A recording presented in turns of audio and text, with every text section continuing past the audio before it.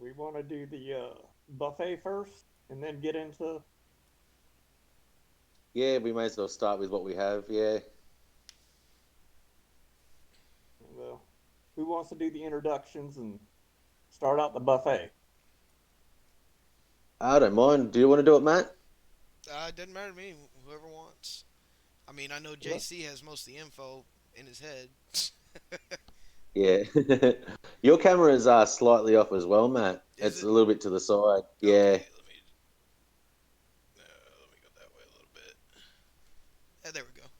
That's a little better. yeah, that's better, man. Yeah, yeah, beautiful. so has the show started? Yep, we're live. All right. Well, hello everybody. Welcome to Vape University. This is our first episode. We have our lovely ghost guest here.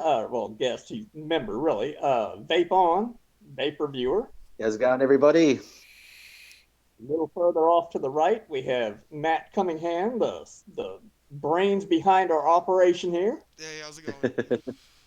Yeah. So we'll start off with Vape On. Let's see what you got for a buffet. All right, today I'm obviously like I said earlier on, I'm using my Falcon still because, like I said, it's one of those things I'm going to be using pretty often until I find something better than it. And I'm using the Rivals Melon Dew. Really nice. That's one of the sample box flavors. And I'm now getting into the squonking. I'm really liking this top side. It's really, really impressing me. And I'm using a drop. I was using the dual coil Claptons in that. And now I've moved on to a set of aliens from Demon Killer, and that's really good. And that's running at 0.15 ohms at the moment and 65 watts. So that's really good. And I'm using the Coastal Clouds. That's not a bad flavor. The ocean side. I thought at first it wasn't good, but then when I put it in RDA after going from the sub ohm tank, it's much better flavor. It's amazing how flavors can change like that. And yeah, that's what I'm using today. Nice. Take it So what are away, you Matt. using, Matt? Right now I'm just using the Freemax Mesh Pro and on my Legend, and then I've got right now I think it's the So Good Donuts, the ice cream donut. That's actually one of the better flavors. I actually got this out of the box as well, and Yeah, that's one of my favorite flavors at this point. yeah. See, I'm not a dessert person. I thought I'd give it a go, and no, I didn't really like it too much. So now I'm sticking towards like fruits and candies and stuff. Yeah. See, I'm a Yeah, candies and desserts guy. I can't do fruits. yeah. What about you, JC? What sort of flavor? Yeah, what sort of flavors do you like, JC? Uh, a lot of desserts. To start things out, I'm using my new stacked Dreamer with uh, some. It's almost a clone, but not quite a clone of a high-end RTA. With uh, what am I running in this? Custard shop blueberry, I believe. Uh, I'm also running another Dreamer, just regular size, with the Kylan Mini with uh, custard shop, uh, uh, custard shop butterscotch in it. Yeah, And I have my VTX, I think it is, uh, vape box edition with the Aroma Miser Plus in RTA format yeah. with well, it's basically a mojito flavor by Chef's Choice and a couple of pods. But that's pretty Alrighty. much without going into everything I've got. Alrighty, awesome. So I guess we'll start on battery safety. We wanted to go through a few points on battery safety. So if you want to show us an example of a good battery, JC, that'd be really good. And that way we'll start talking about what we should and shouldn't do. All right. Now, this is a properly wrapped battery. You can see there's no uh, dings, no tears, no rips. The insulator here is solid. It's not Yep. slipping anywhere. It's not disturbed in any fashion. Just your positive is showing. Here on your negative side, you see there's just a little bit of the wrap that covers the negative, but the biggest Yep. part of the negative is clear. No scuffs, no dings, no uh, dirty spots. It's almost like new, even though it's used. Keep them in this Yep. type of condition. See, I've gone through so many batteries, and so I've had to do some rewraps on mine. I just picked them up. I got these rewraps. They were from, I think they were from AliExpress, and you can get them in a pack of 10, I think it is. And they're simple rewrap. We'll go over wrapping batteries at one stage. We can always talk about it now, but we can't. It's probably a bit hard to demonstrate how to do it. I don't have any spare wraps, so I can't do it right now.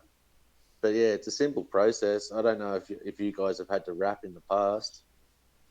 I've Have Nah, you? I had to wrap myself.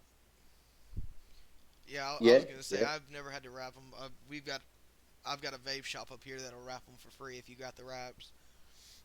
Yeah, that's another thing. Yeah, like local vape shops, they'll always try and do it for you just for safety reasons. But if you got an idea of what you're doing, it's not too hard. A lot of people will use like hair dryers to rewrap them. You just got to make sure you put that little sleeve on the top before you do it, just so it holds the wrap on there much better. It's pretty simple. You can do it in a couple of seconds once you get to know how to do it. But yeah, like because I go through so many batteries so often, and the good thing, see, like with our Aegis, the lid comes up and presses itself against it firmly. You don't have a slide. That's like I'm already noticing with the top side, shifting that back and forward because it has the little slide panel, like it unclips like that and opens up. So you're pushing it up and down all the time. It does slowly start to rub on the base of the battery. So that's just, I guess it's common with a lot of devices. You'll get that. I've had other devices in the past that have done it too. But the Aegis, I haven't really had much of an issue with. Yeah, I've That, noticed Um, that that's with anything that, like you were saying, anything that slides at all, it'll start pulling yeah, that wrap. yeah, and it's common with mech mods and stuff like that as well because you're always screwing the cap on and stuff like that too. You're going to find that they get a lot of wear and tear too. yeah, that's a good point too, though. That even though you're using a regulated device, you still need to make sure your batteries are in good shape because, say, a single battery regulated device, yes, it has a plastic battery holder and what have you, and it's pretty much protected, has insulation, but for your own safety, you need to go ahead and make sure your battery is still in good shape, even though you do have that somewhat protection inside of a regulated device. Yeah, and if you have a little bit of battery rattle inside a device, that's when you know that you're going to get a bit of wear and tear. So that's what you got to look out for with some devices, some cheap devices anyway. If they have a bit of battery rattle, you're going to probably wear away your wraps a lot easier when Uh, they're nice and snug. Malene, Sorry, mate. Malene, asks if she's pretty new to this stuff. Does rewrapping the Yeah. batteries extend the battery life? From what? It doesn't. Go ahead. Yeah, you go ahead, mate. No, you go ahead, mate. From what I know, rewrapping them it doesn't extend the battery life because usually the battery life is based on the amount of charges it has. Um, That's right. Yeah, yeah, but it can continue from what you've got left on the battery life. Just because it's torn, yeah. it doesn't mean the battery's completely dead. Exactly. Yeah, Yeah, that's right. Yeah, yeah. it makes That's really the battery well. to use, but it's not gonna make it last any longer.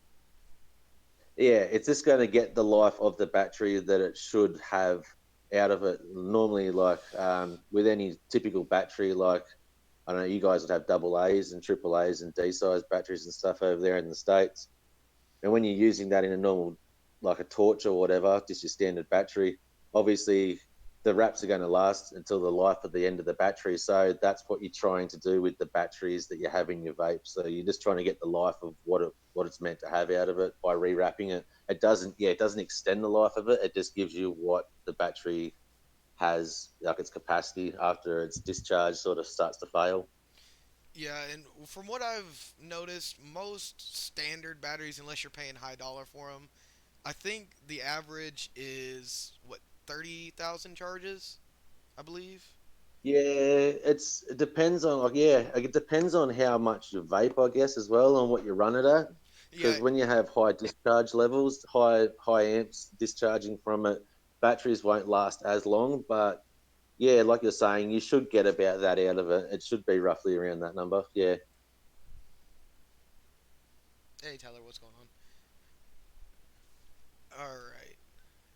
So what else we got on the batteries here? Using the right batteries. Ah, that's That's a a big good one. thing to talk about. Cause I Yeah. know your batteries are different, aren't they, JC? Cause I know I got the 18650s. Yeah, these I showed were 18650, but I also have some 21700s, which are a Yeah. large battery. Yeah. Uh, Same here. Well, and I I've got know, the yeah. 21-7. and I know some of the mods that I've seen will come with sleeves, so you can use either the 27s or the 18s. Oh yeah, Exactly. Yeah. Yeah, But the top side came with an 18650 sleeve, so that was really good. yeah, this is an adapter or a sleeve so that you can use a 18650 in a 2700 slash 21700 device. Yeah. Yep. and from what You I've know, noticed, you don't really. It's not really too much of an issue because the battery wells are different sizes, anyways, like width wise. So you're not gonna be able to fit Yeah. a larger battery in a 18650, but you'll be able to fit No. a 18650 in a 27 battery.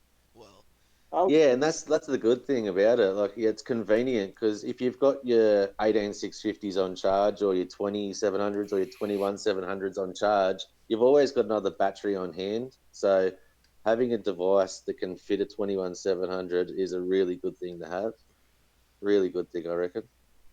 Yeah, even like you said, for backup reasons and for battery life, because your 18650 is not going to last as long as your 21700. No, no, not at all. Because you got the MAR usually with an average 18650, you'd find it's about 2500. Where something like a 21700, like the one that I have, that's 4000 MAR. So that's a big difference Oh yeah, when it comes to vaping. yeah, Yeah, because I think my yeah, 18650s I've got the highest I've ever seen is 30,000 milliamps. yeah. That it To takes. if you really want to know what's a good battery and what's the status quo best to use depending upon your wattage and all that, look up Battery Mooch. He Yeah, is the most informative battery specialist out there. yeah. When I started vaping, that's I was watching a lot of his stuff, and it really helped a lot. For anyone out there, watch his channel, and you'll find out a lot about battery safety. He sort of goes through more of the advanced stuff, where we're just starting off here, just with the basic stuff, so everyone gets a better idea.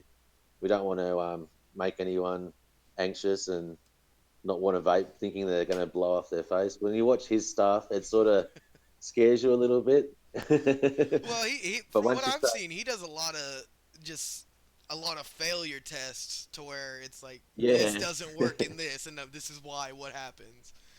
But yeah. So it sort of puts the fear in people, I think, when it comes to vaping when you watch his stuff. But it does give you a good rundown on battery safety. So he's a good person to watch. Yeah. So using the right batteries as well, you can always find you'll find counterfeit batteries a lot over the internet, especially on like Wish and AliExpress and other sites like that. eBay, they do have some reputable salespeople that will sell good batteries, but you never know if they've been rewrapped with like certain companies like Sony, Panasonic, and Right. LG. I've seen a couple fake Yeah, Sonys on eBay, and it's you can. yeah, I mean, you can tell, but unless you know what you're looking at, it's. I'd either go Amazon or go an actual vaping website. yeah. That's like I've gone. I did buy a couple on eBay originally, and I thought they were genuine. This was a few years back, and I took them down to my local vape shop, and they looked at them and they said, "Nah," and they took them straight off me and chucked them in the. And they just went, "Nah, don't don't even think about it." They end up giving me a couple of batteries just for my safety. They said, "No, mate, you should have just come to us to start with." So now I do just go to my local vape shop when it comes to getting batteries and stuff. But you can find good ones, like you said, on Amazon. It's always worth having a look around. There's certain ways to find once you purchase a battery on Amazon and stuff. You can also go on, say it's an LG or a Sony or a Panasonic. You can go on their websites and find their weights. If you have like a jewelry scale, you can weigh the batteries, and if you have a micrometer, you can also measure them to find out if they are correct or they're counterfeit. Yeah, with it, if they're within their specs. Yeah, yeah. Okay. I never even That thought that's I about sort of, that. I sort cool. of, yeah, I've never weighed my batteries or anything else. I've just, you know, I try to buy from somebody I know is going to sell a good battery, but yeah, uh, on the times that I have been, risky and just bought from wherever, I just kind of cross my fingers and hope for the best, which is not a good thing at all. Don't do that.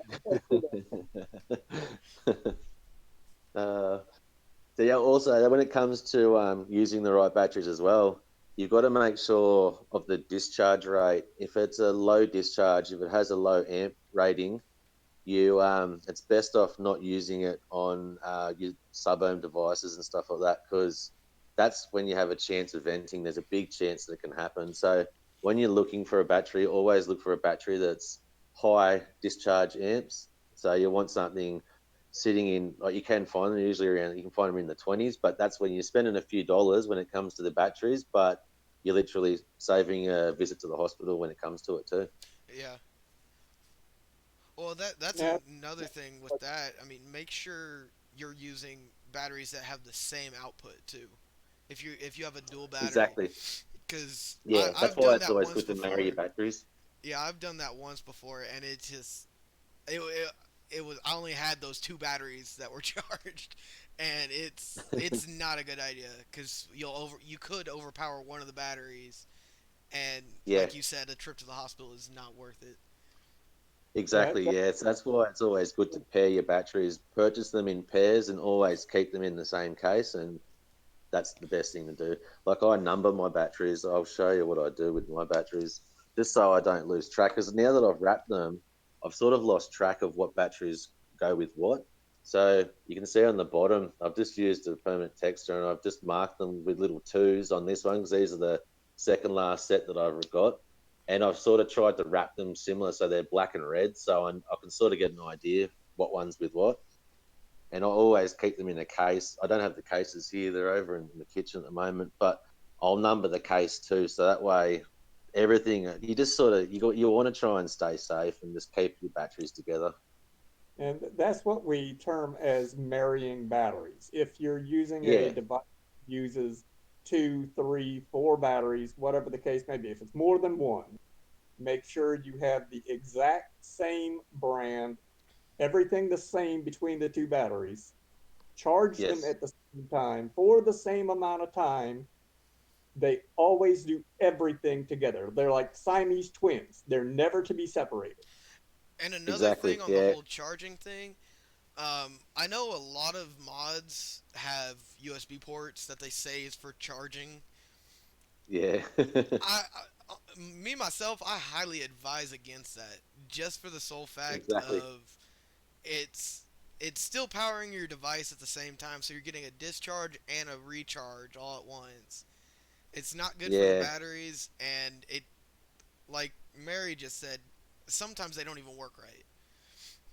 Yeah, exactly. I've seen examples on Facebook and stuff on a few forums where batteries are vented easily through charging like that because they don't have a shut off. They Some devices will, but you never know. The device might fail, the shut off might fail, and then you're going to have some serious issues. You could burn down your house really Yeah. easily doing it. Well, and this is only for batteries that can be removed. Like in integral batteries, that's how That's it's got to different. do. So there's no option there. Yeah, yeah. But if you can They're remove the usually not battery batteries, cells. right? If you can remove the Yeah, batteries, I do that. It's the best option. Yeah, exactly. Yeah, time you should ever charge a removable battery in your mod is if you have absolutely no other choice. that's it. Yeah, and even then, always supervise it. Don't walk away from it. Try and stay in the same vicinity. So if something does go wrong, you can easily just pull the plug and yeah, and get rid of that device as quick as you can. Yeah, because I Another good thing. Sorry, mate. go ahead. Yeah, I was just going to say another good thing is as well. Yeah, like buying an external charger. Try and find one that's fairly good. I've gone down to my local electronics store and purchased one from there that can charge a lot of lithium batteries, like 21 700, your 2700s, and 18650s, and it only cost me Australian dollars. It only cost $20, so that's not too bad. Like that's I spend $29 on a 60 ml bottle of juice at my local vape shop, and Right. like considering it's not worth causing issues, just go ahead and go and buy an external battery charger. Yeah, It's worth it. and from what I've noticed, if it has an actual readout of the voltage that's being put in, those are a lot Yeah, better than just throw them on in a light. Because that's what I've got right yeah, now, exactly. and Yeah, I don't know when they're fully charged. I don't know what voltage they're running at, so yeah, it's questionable. But if you've got one, that's it. Yeah, and they're only what, like in the states, I think they're only like $5-6 more for one that actually yeah, has a yeah. charge port. I'll And go and even grab mine. I'll just pop into the kitchen. I'll go and grab mine and I'll show you guys. Sounds good. even when you're charging the batteries with a charger that has a readout and all that, you still need to kind of keep an eye on it. Right. Because even though it may be advertised, oh, you can leave this on here for a week solid and it'll be fine. Don't trust that. Right, because I mean, with especially with electricity, I mean, you can always have faults, you can always have shorts, and it could always go bad. So, I mean, How All I right. usually doing wonder it how overnight, I haven't ever heard of an issue just doing it overnight or something. But if you're leaving them on the charger for 2-3 days at a time, that's where you start getting into that issue where they may overcharge. There may be a short somewhere. Something could happen at that point. oh yeah, Yeah, that's right. anytime you're dealing with electricity of any sort, you really need to be as safe as possible. Right.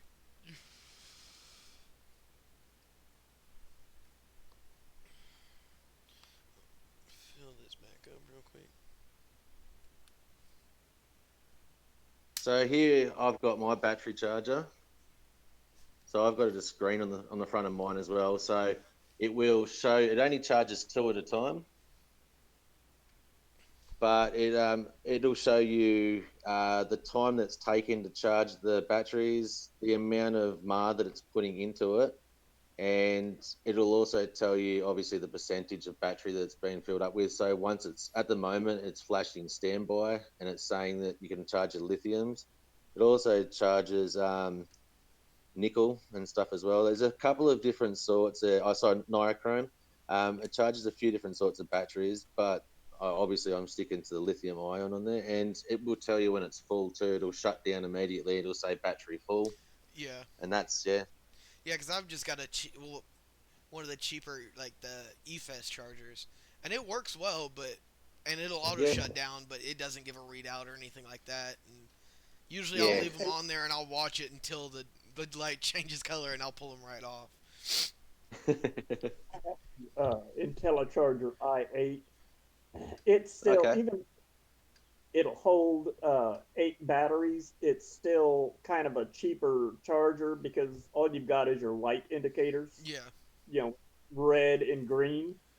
Uh, so it's and it says it charges 21 700s, but that's a super tight fit, and I don't think it charges them fully.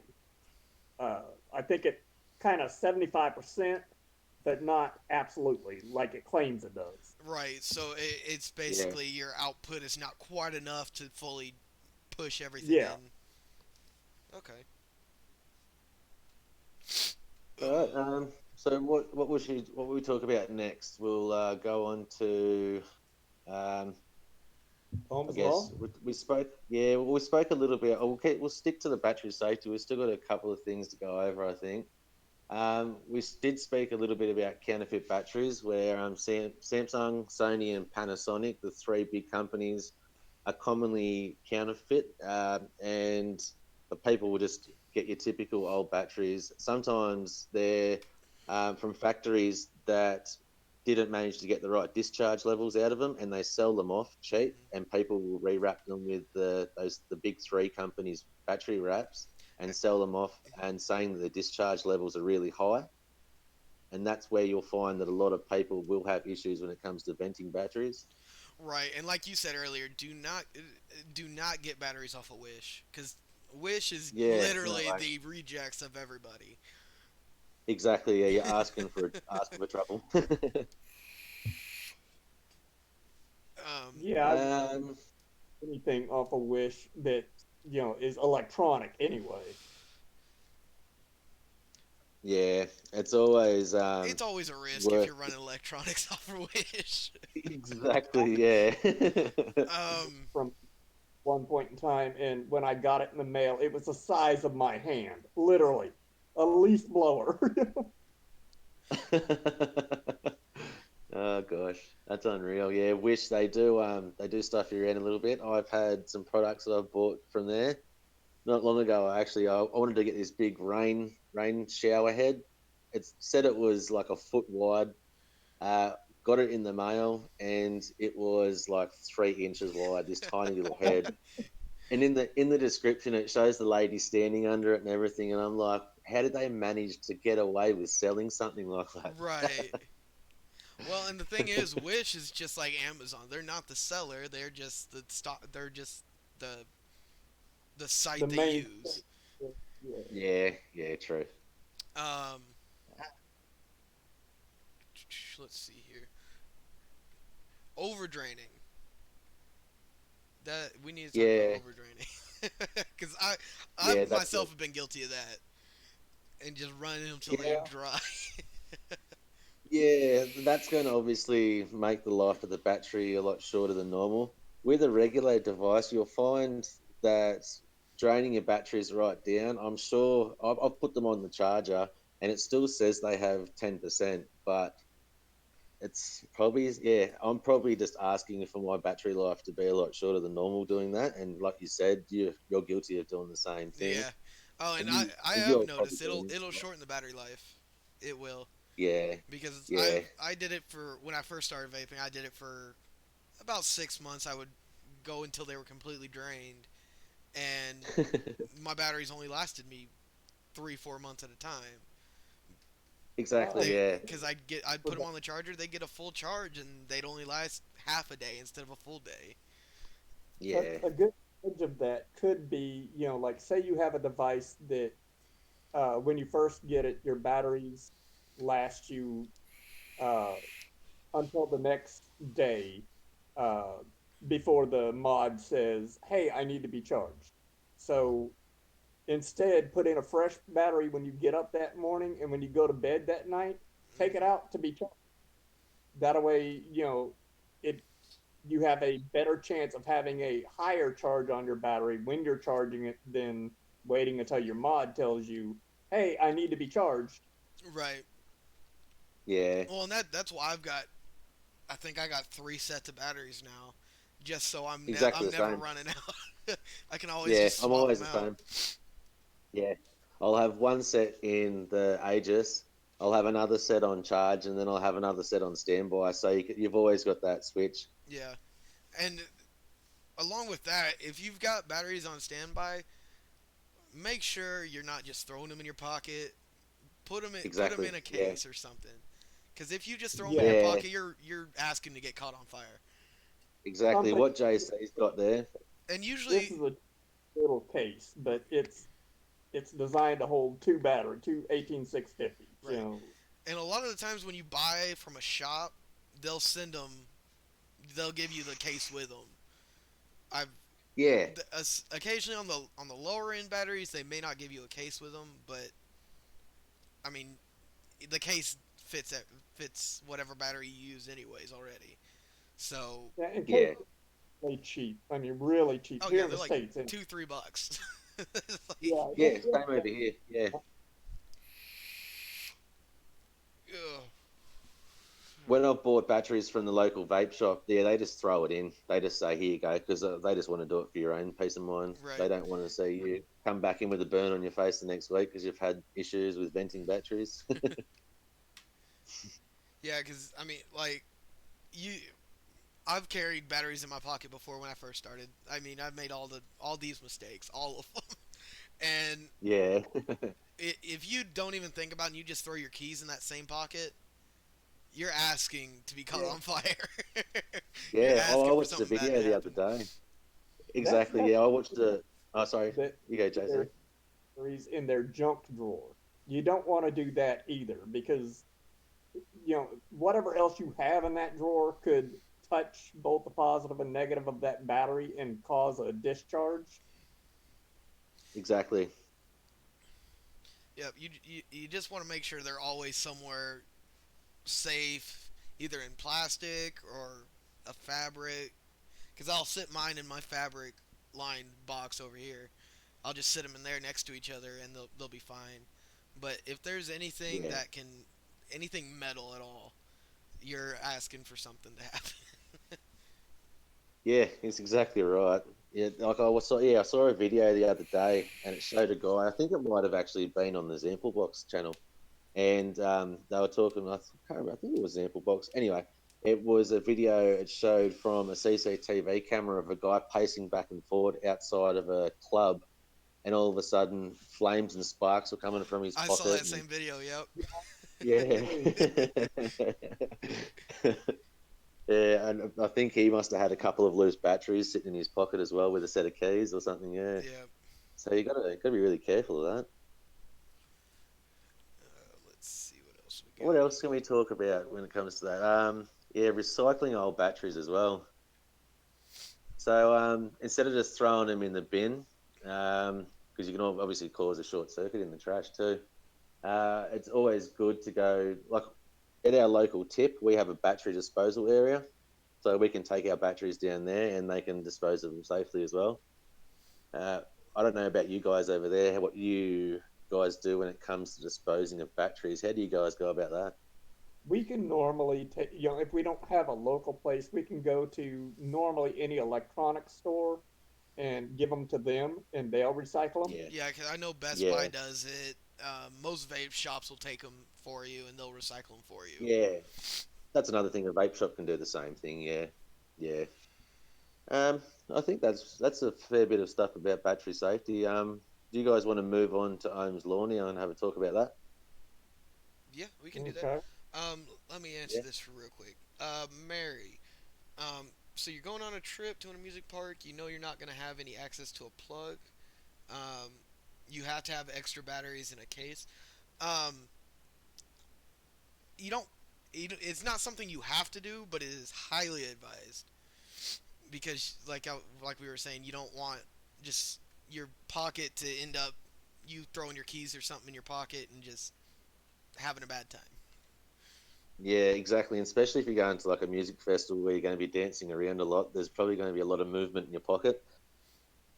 Oh yeah, yeah, So definitely. yeah, If you're you're gonna gonna have to be take, careful. Yeah, put them in a battery case and then stick them in your pocket or purse or whatever. yeah, What's this exactly. one? Yeah, just for peace, yeah, you can relax that way.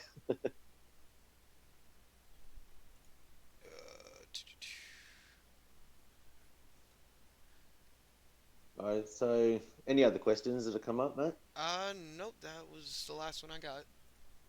Yeah. Okay. So we'll go into Ohm's law now. And we'll just start at the basics. So for anyone that doesn't really know about Ohm's law, they can pick it up easily. So you start off with the obviously with the you got your triangle. So your Let me voltage pull that up here and your real current quick. and your resistance. So the V, I, and R. So as you'll find, your voltage is obviously what your battery voltage is. So the power you'll find in your battery, and the current is the amount of amps drawn through off by your coil. So you can work out or you get your resistance. So your resistance is the ohms in your coil. So uh, I'll give JC this one, and he can have a chat about this because he uses mech mods a lot. So he might be able to go through a bit of a run through and give people a good idea, and then we can continue talking about what we know. All right, like our friend Vape On was saying, your your Ohm's law, you go to any online calculator or download an app that has the Ohm's law calculator, because most people, let's be honest, aren't going to sit there and write it out on paper and figure it out. That's right. Yeah. Your the equation is actually V equals I times R. Voltage equals the amps times the resistance. But when you go into your calculator, it's going to have a lot of different slots. They're all going to tell you, they're going to be marked V, and it might even say voltage, and I saying amps, and R being resistance. But it's going to you'll if you read the instructions, it'll tell you input two parameters. That means two things. It does not mean, okay, well, this is the amperage of my battery, this is the voltage of my battery, this is my resistance, and fill in all the gaps. Just put in two items. Uh, like, say you want to figure out uh, the amount of resistance you need uh, because you're gonna use a 3.7 volt battery, which is most of your 18650s, uh, and you want to vape it at say 50 watts, because that's your sweet spot. So you want to know what your resistance needs to be. What type of ohm do you need to put into your device, or sub ohm tank? What coil head to grab? Uh, when you put in your voltage and the amount of watts you want to use, it'll tell you which coil to use, and Yeah. it's also That's right. tell you how many amps that's going to pull from your battery. So if it says this is going to pull 10 amps, you want to make sure, read your battery and see, does my battery that I'm fixing to use, does it say that it has 20 amps? Does it say it has 5 amps? If it says it has 5 and Ohm's law is telling you it's going to be pulling 20 amps, do not use that battery. Find you a That's battery right. that Yeah. have at least 20 amps. And that's written on your battery. So it's not like you've got to figure that out yourself. You can read it off your battery. And see, Uh, some people take the MAR, the like obviously the milliamps an hour, and they work out the amps off that. But that might be the amps of the battery, but that's not actually the discharge that's coming from that battery. That's a Right. different figure. Yeah. See, a lot of people, like for instance, with our batteries, like some of them are 2500 MAR, which works out to what is it, 2.5, where really the discharge is way bigger than that, the number. So a lot of people sort of get scared when they say, oh, it's, for instance, like if you've got 4.2 volts and a zero point 0.5 ohm coil, that'll equal 8.4 amps. And people go, oh, my battery's not near that. It's not what the battery holds. It's not the capacity of the battery. It's the discharge level that's coming from the battery. Yep. Yeah, so that's another thing that people have to take into account. Another, like you were saying, instead of writing it all down, like you were saying, JC, a good program or good app to go onto is Steam. Steam is really good. You can put in the type of coil you have, the amount of wraps you're going to have on your coil. You can also put in like the gauge of the wire that you're planning on using, the battery itself. You can put in a lot of figures and it will work everything out for you spot on. It'll tell you when you'll have a point when the battery is going to get too hot when you're firing it too much. There's a lot of variables that come in on Steam, which is really good. So if people go on Steam and use that, that will help a lot. Yeah, the Steam engine ohms calculator is a little more in depth though. Yeah, Uh, it the can top, help. You can do the basic and the advanced side of it.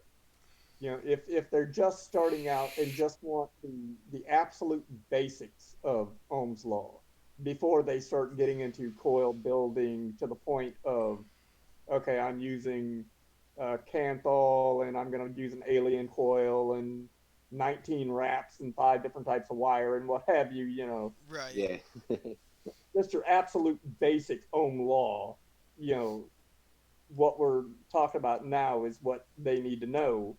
Uh, because once they get the basics, then they can start stepping up to a little higher and going, okay, I'm ready to make my own coil, not just wrap it 3 or 4 times, but actually make their own specialized coil. Right.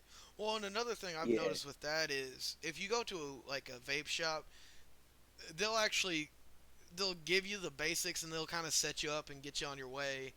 Um, yeah, but they'll kind of give you an idea of what Ohm's law is, but they won't really go into depth with it. But you can take what they gave you and kind of break it down and see what you've got and how to do it and all that too. And that's another way. That's how I learned when I first started doing coils. Yeah, yeah. and something that will help with our people watching the replay. I'm going to go ahead and show you my notes on Ohm's law, so that way, if you need to pause the video at some point in time and get a refresher, let's see if I can get that to show. Can y'all read that? I don't know. Maybe not. It's a little bit difficult. Well, I guess that's not going to work. Oh well, we'll do it at another time. I thought I had a good idea. I'm sorry, people. No, that's all right. Not a problem. Yeah, so when it comes to it, like it's always good to have a coil reader as well. If you're planning on building, like making your own RDAs, even when you purchase pre-made coils from a vape shop, it's always good to have a coil reader on hand, or even like we were saying earlier on, uh, your regulated device. It's really good because that way you can fire it too, and you can test your coils too. Because when you first put it on an ohm reader, you'll find that it'll usually be a higher resistance, and then once it's fired, your resistance will usually drop a little bit. So having it on your regulated device is a good thing. That way you can fire it and you can get all your hotspots out, and then you can actually get a correct reading. So Oh, regulated devices. If you're getting into RDAs, it's the best thing to have a regulated device. I'd say before you even plan on buying a Mac mod or anything like that, get a regulated device, and you can virtually learn as you go as well. That's a big step when it comes to RDAs and coil building. right. Well, Oh and a yeah, lot of regulated devices will also tell you what the coil's pushing out to, and that'll give you kind of Exactly. more of an idea. If you don't have a coil reader, that's another option. It's just Yeah. not nearly as ideal.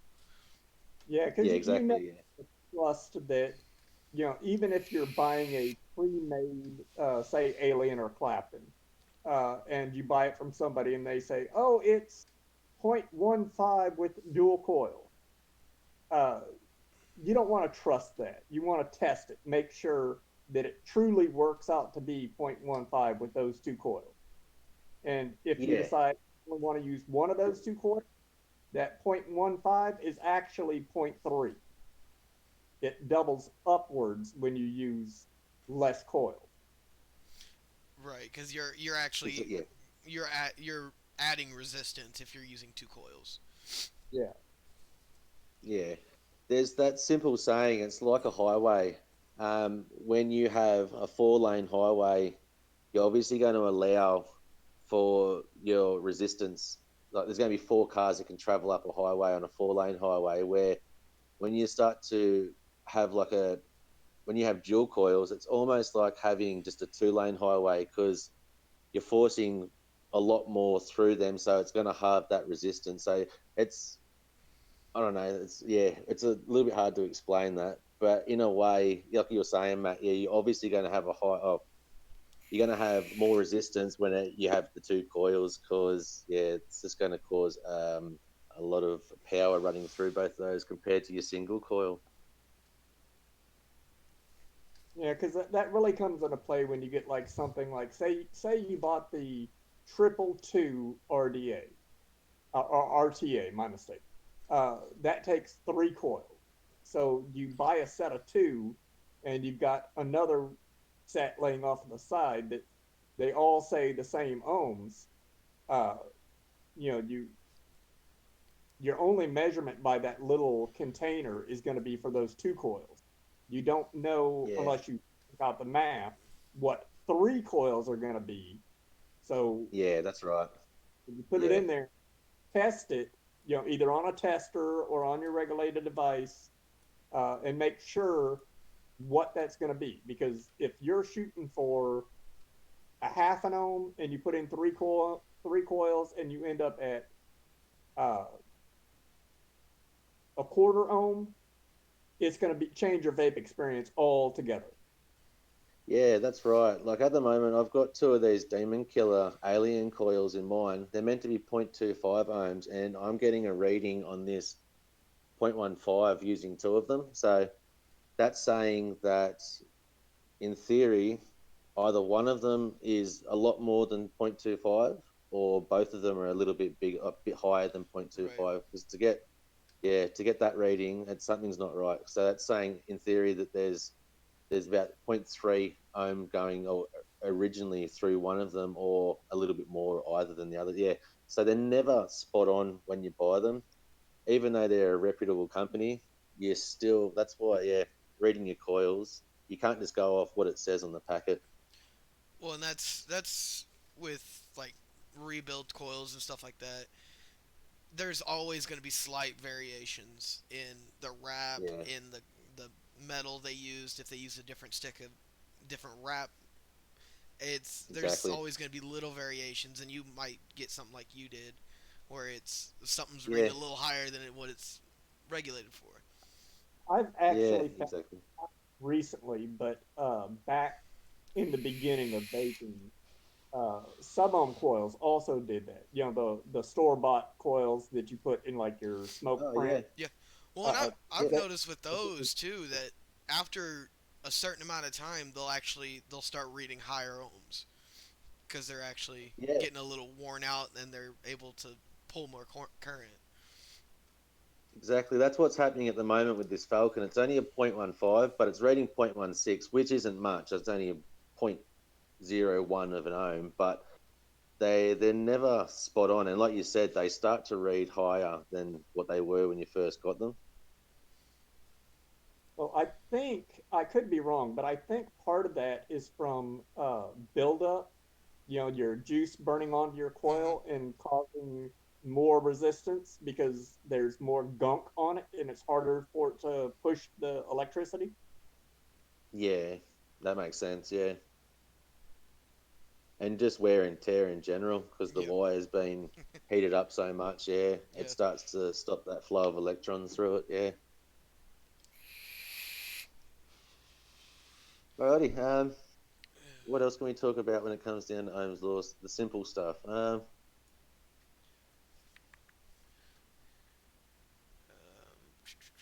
trying to Do think you have any here. questions out there in chat asking about, some confusion that we didn't cover?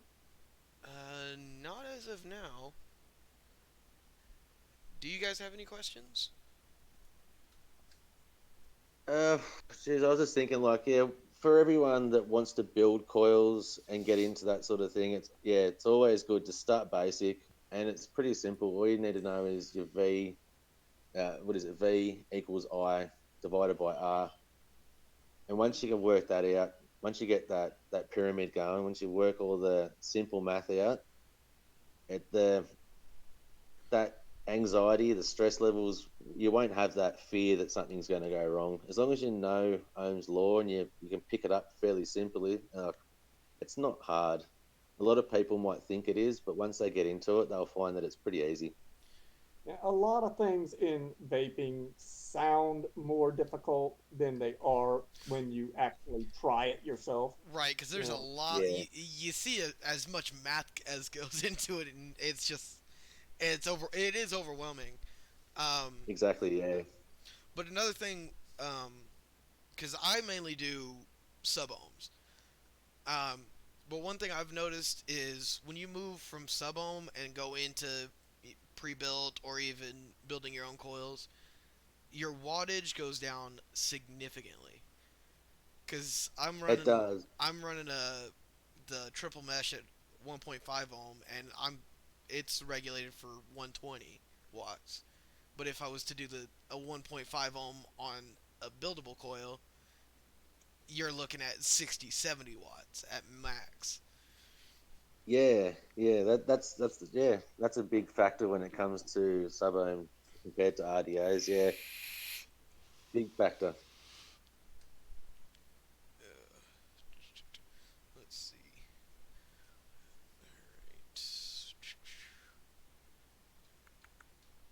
All right. I'm gonna Um, have a lamp next week so that there's better lighting or Yeah, something. I was gonna say that to you too. But it's not a big deal as of now.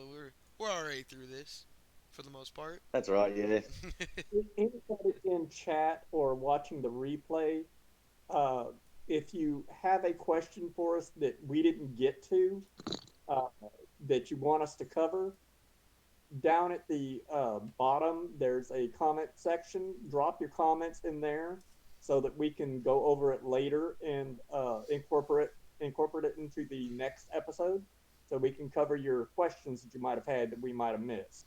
Right. Yeah, yeah. like he was saying, if anybody has any questions, if it's something real simple, real quick, um, we could even answer it in the comments if nothing else. But if it's a little more in depth, we can definitely cover it on the next episode or whatever we want to do with that. But Yeah, and another thing as well. Oh, sorry, oh, you go go, ahead, mate. go ahead. I was just going to say another thing in the comments. If anyone wants to put in the comments what you'd like to talk about, that would be a really good thing too. So that way we can get to what you want to know and gives us a good idea of what people like. Exactly.